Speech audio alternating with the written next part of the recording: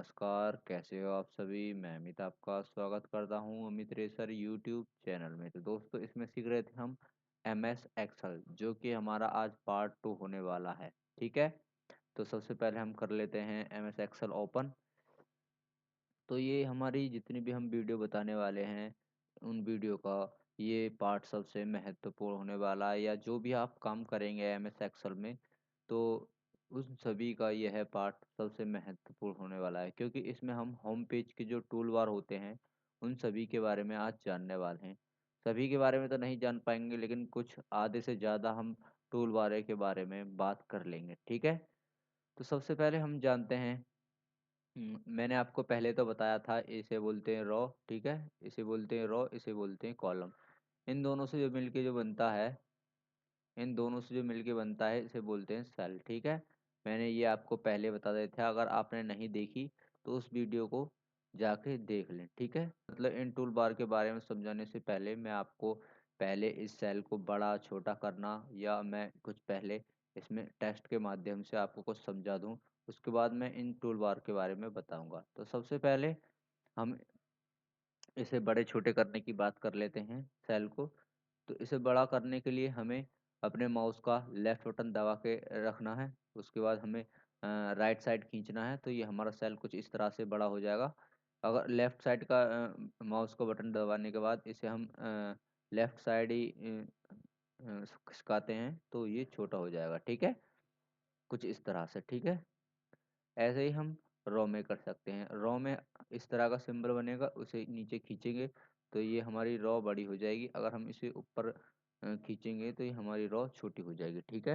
हमने पहले ही बताया था एम एस एक्सेल एक पावरफुल सॉफ्टवेयर है जो कि बहुत अच्छे तरीके से गणना करने में माहिर होता है। कि इसे बताने की देर है, कुछ इस तरह से हमारी मतलब गणना करनी है या तो हम इसे जानने के लिए सबसे पहले हम इसमें लिखते हैं, यहाँ पे लिखते हैं एक, ठीक है?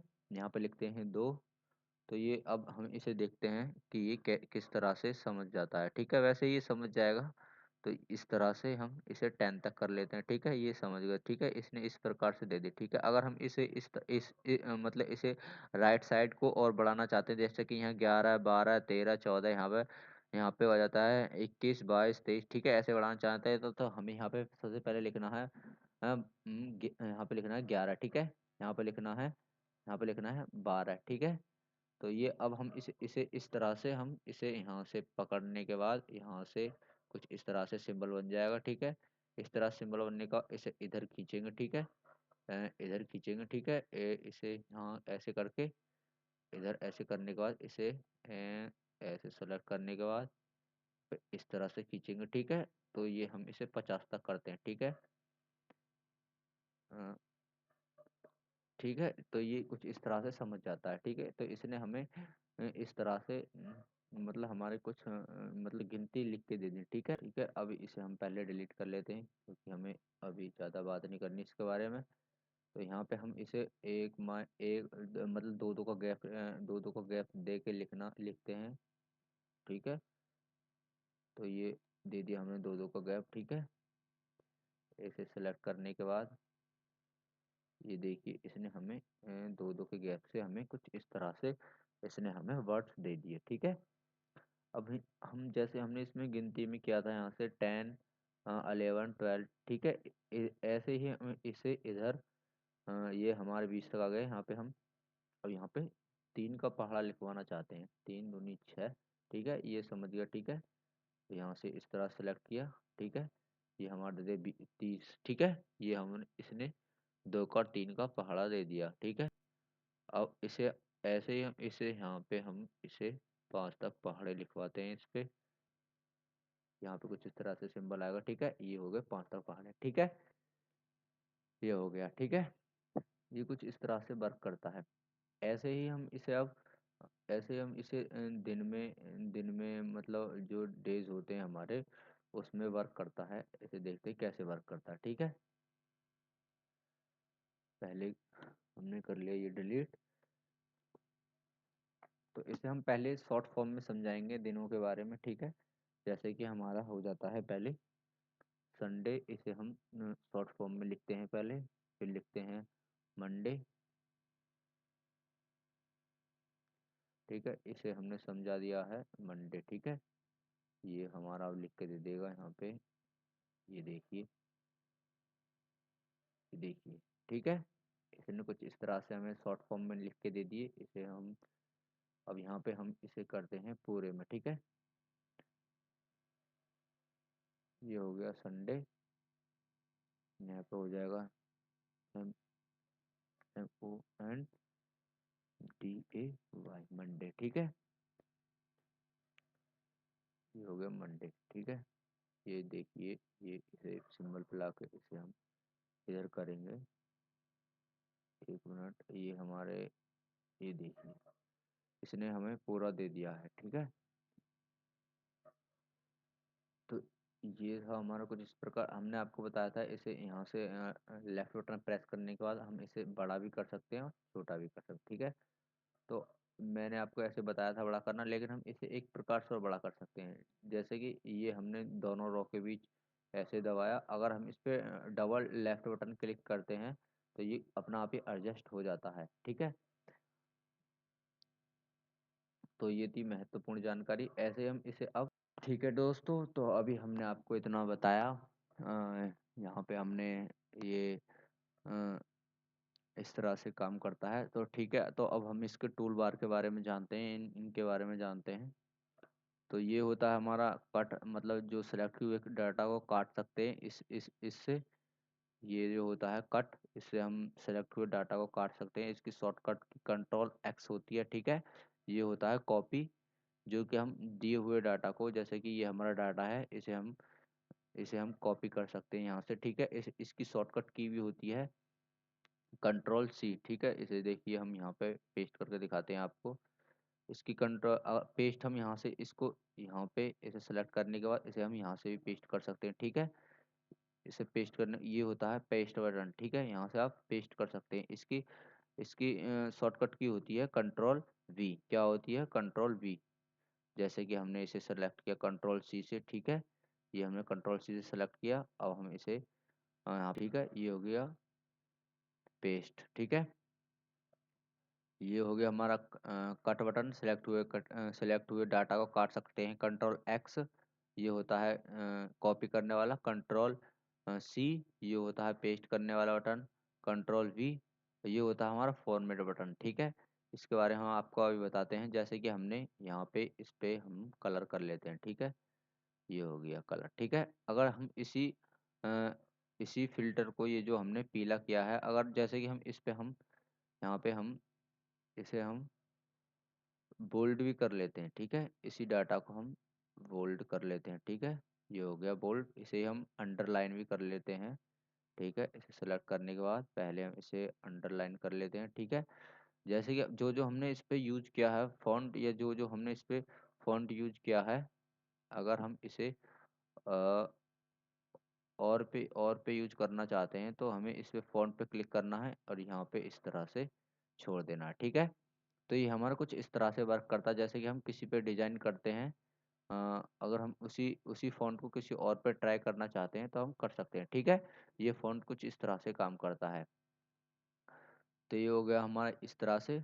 तो उसके बाद आते हैं हम फॉन्ट पे। तो यहाँ से हम अपने मतलब जो हमारे ये जो जो हमने टेक्स्ट लिखा है, इसको हम अलग अलग, मतलब अलग अलग फॉन्ट में लिखना चाहते हैं।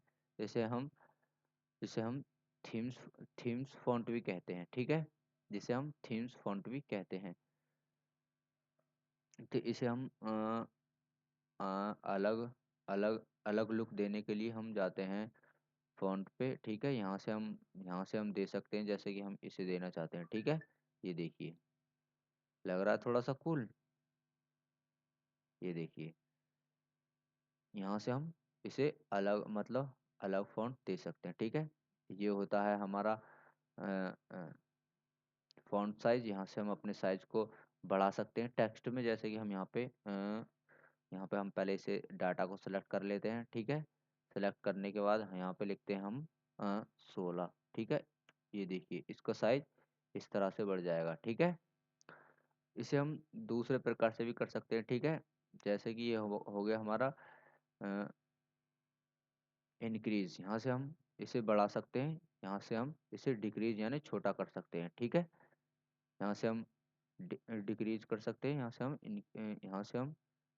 हम इंक्रीज कर सकते हैं, यहाँ से हम डिक्रीज कर सकते हैं। ठीक है, ठीक है। तो ये था कुछ इस प्रकार। अब आ जाते हैं हम, मैंने आपको बता ही दिया था, इसे बोलते हैं बोल्ट। जैसे कि हमने इस डाटा को कर लिया सेलेक्ट, इस डाटा को कर लिया सेलेक्ट, इसे यहाँ से हम बोल्ट कर सकते हैं। ये देखिए, इसे थोड़ा सा हम बोल्ट कर सकते हैं। ठीक है, तो इसे अब इसकी शॉर्टकट की भी होती है, बोल्ट करने की क्या शॉर्टकट की होती है, कंट्रोल बी। क्या होती है, कंट्रोल बी। जैसे कि हमने इसे सेलेक्ट किया, अब हम इसे कंट्रोल बी दबाते हैं, तो ये देखिए ये हो गया बोल्ट। ठीक है, ये हो गया।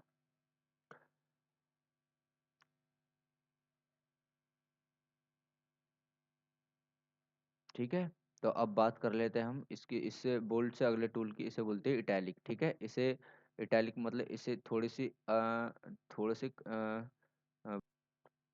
इसे हम थोड़ा सा टेढ़ा करना चाहते हैं, तो इसे हम सेलेक्ट करने के बाद, इसे हम सेलेक्ट करने के बाद इसे सेलेक्ट करने का कंट्रोल आई प्रेस करते हैं, या हम इस पे क्लिक कर सकते हैं। इसे बोलते हैं इटैलिक। ठीक है, इसे हम शॉर्टकट की किससे कर सकते हैं, कंट्रोल आई। ठीक है, इसे बोलते हैं हम इटैलिक। ठीक है, अब आ जाते हैं इसे अंडरलाइन। तो अंडरलाइन के लिए मैंने आपको इन कॉलम में बता देता अंडरलाइन कैसे करते हैं। तो वैसे भी अंडरलाइन करने के लिए आपको इस डाटा को सिलेक्ट करना है और अंडरलाइन यहाँ पे क्लिक कर सकते हैं। इसकी शॉर्टकट की होती है कंट्रोल यू। ठीक है, क्या होती है, कंट्रोल यू। तो इसके दो फ्यूचर में, जैसे कि हम इसे मतलब डबल टाइम नीचे अंडरलाइन कर सकते हैं। ठीक है, इसे हम डबल टाइम भी अंडरलाइन कर सकते हैं। ठीक है, उसके लिए हमें क्या करना होगा, ठीक है, अगर हमें इसे डबल अंडरलाइन करना है, डबल अंडरलाइन करने के लिए आपको यहाँ पे छोटा सा आइकन दिख रहा होगा, इस पे क्लिक करना है। इस पे हम नीचे वाले डबल अंडरलाइन पे क्लिक करेंगे, तो यहाँ पे हम इसे सेलेक्ट करने के बाद ये देखिए, ये अब हमें डबल अंडरलाइन करके दे देगा। ठीक है, ये होता है कुछ इस प्रकार से। ठीक है, अब आ जाते हैं हम इस पे, ये होता है, इसे बोलते हैं हम बॉर्डर। यहाँ से इसे हम इन सारे डाटा को यहाँ से बॉर्डर दे सकते हैं। मतलब जैसे कि आप यहाँ से प्रिंट करोगे किसी भी डाटा को, तो ये जो आपको सेल दिख रहे हैं, ये जो आपको बॉर्डर जो दिख रहे हैं, ये प्रिंट करते टाइम कुछ नहीं दिखेगा। अगर हम इसे सेलेक्ट करने के बाद अगर हम इसे सेलेक्ट करने के बाद इसे हम बॉर्डर देते हैं। ठीक है, अगर हम इसे यहाँ से बॉर्डर देते हैं, यहाँ से हम सेलेक्ट कर लेते हैं ऑल बॉर्डर। ठीक है, यहाँ से हम इस तरह से इसे सेलेक्ट करने के बाद, तो यहाँ से हम इस तरह से इसे बॉर्डर दे सकते हैं। ठीक है, ये देखिए, आपको बता देते थे, यहाँ से कलर कर सकते हैं। ठीक है, यहाँ से आप जिस सेल में आप काम कर रहे थे, जिस सेल में आप काम करते हैं, उस सेल के लिए कलर दे सकते हैं। ठीक है, ये देखिए, यहाँ से आप इस सेल को कलर दे सकते हैं। ठीक है, ये दे दिया कलर। ठीक है,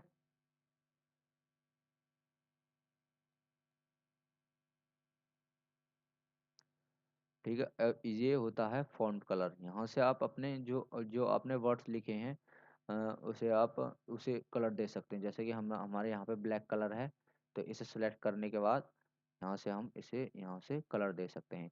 इसे अलग अलग प्रकार में कलर देने के लिए आपको यहाँ पे एक छोटा सा आइकन दिख रहा है, इस पे क्लिक करने के बाद यहाँ से आप अपना कलर सेलेक्ट कर लेते हैं। जैसे कि हम इस पे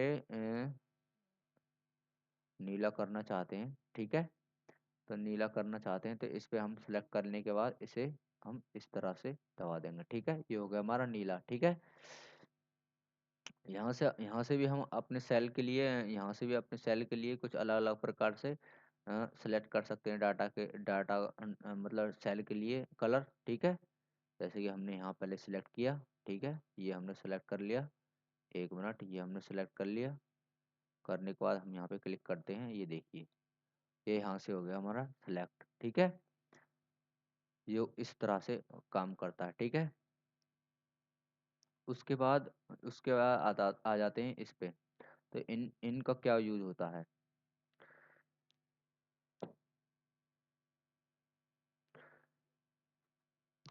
तो यहाँ से हम जैसे कि ये हमारा डाटा है, इसे सेलेक्ट करने के बाद 1 मिनट पहले हम इस कलर को हटा लेते हैं यहाँ से, ठीक है। इसे नॉर्मल कर लेते हैं, ठीक है। जैसे कि हमारे ये यहाँ पे लिखा हुआ है, इसे हम टॉप पे कर सकते हैं, ठीक है। 1 मिनट, जैसे कि पूरी रॉ को यहाँ से सेलेक्ट करने के बाद अगर आप यहाँ से इसको करेंगे तो यहाँ पे जैसे इस तरह से आप यूज करेंगे इसको, तो जो भी आप डाटा यहाँ से यूज करो, यहाँ जो भी डाटा आप यहाँ से मतलब जैसे कि मैं आपको एक नया नए वो बताता हूँ नए सिरे से, ठीक है। जैसे कि ये हो गया हमारा रॉ एच हो गई, ठीक है। ये रॉ एच हो गई। यहाँ पे हम इस रॉ एच को यहाँ से हम इसे पूरे ही इस इस रॉ के डाटा को टॉप यहाँ से हम सेंटर कर सकते हैं, ठीक है। ऐसे हम इस पूरे डाटा को टॉप एंड सेंटर में यूज करेंगे। जैसे कि हम यहाँ पे कुछ जैसे कि मैंने एक लिखा है यहाँ पे अमित, ठीक है।